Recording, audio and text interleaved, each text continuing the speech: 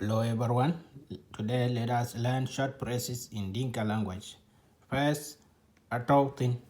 Atotin is to be present or present.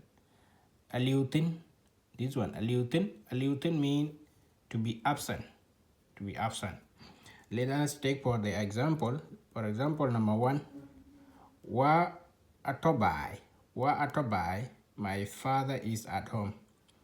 Ma aliubai. Ma aliubai mean my mother is not at home. Palatotin. Palatotin mean there is a knife. Ton aliu hot.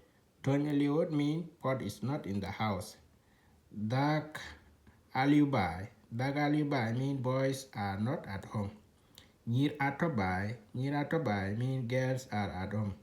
Piu atotin. There is water. Sha aliutin. Milk is not there.